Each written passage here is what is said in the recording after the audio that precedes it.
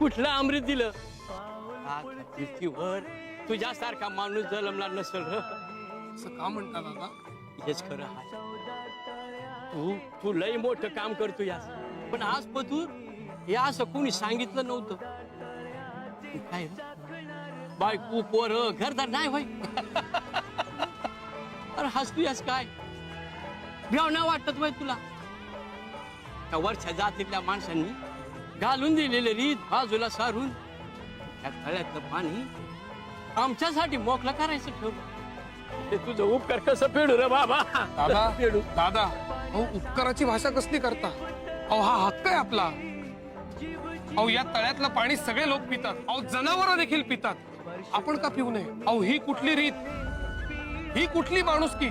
आणि मला एक सांगा, आभाळातनं पाणी पडतं जमिनीवर साचतं, त्याच्यावरती कोणी कसा मालकी हक्क दाखवू शकतं सांगा?